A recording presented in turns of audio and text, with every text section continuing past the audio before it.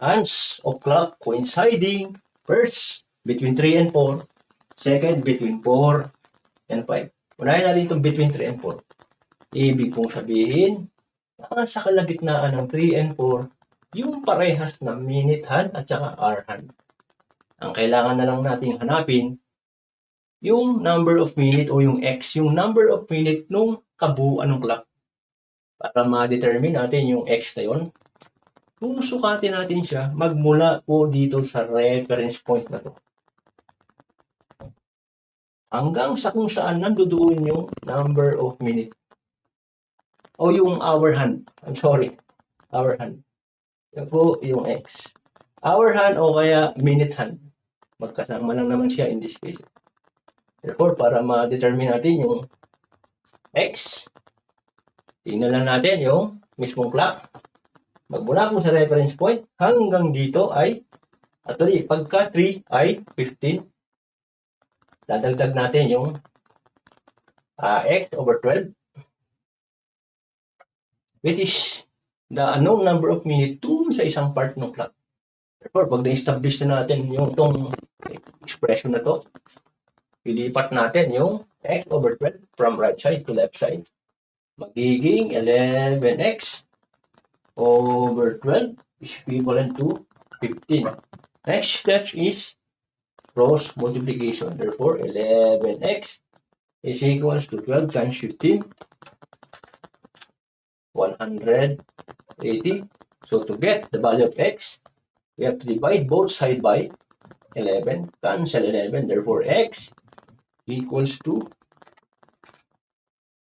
16.36 minutes. Therefore, our final answer is between 3 and 4. Therefore, 03. 16.36 minutes. Para sa AM, para rin sa PM. Pwede nating ilipat sa form na hour, minute, and seconds. Ang gagawin natin is multiply natin yung decimal part ng minute, 0.36. Therefore, 0.36 times 60.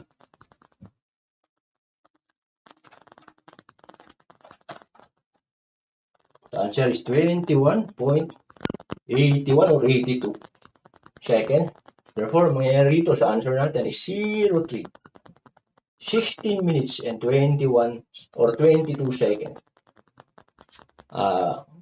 By the way, kahit sino pong gamitin dito, correct naman to, correct din ito. Punta po tayo sa second question, between 4 and 5. Ibig po sabihin, yung minute hand at saka hour hand, nasa pagitan ng 4 and 5. Ang kailangan na lang natin makuha ay yung x. Ito po yung number of minute nung kabuuan ng clock. Masusukat po natin siya starting from the reference point hanggang dito po sa minute hand. This is x. Therefore, to determine the value of x, is equivalent to magmula po rito hanggang 4 ay 20. Dadagdag na lang natin yung x over 12. O ito tawag na unknown number of minutes dun sa isang part ng clock. Ibig po sabihin, pagka na-establish na natin po itong expression na to, ilipat natin yung x over 12 papunta dun sa left side. Giging 11x over 12 is equals to 20. Then next move is cross multiplication. Therefore, 11x, 20 times 12, 240. So to get the value of x, divide both sides by 11. Therefore, cancel 11. Therefore, x equals to 21.82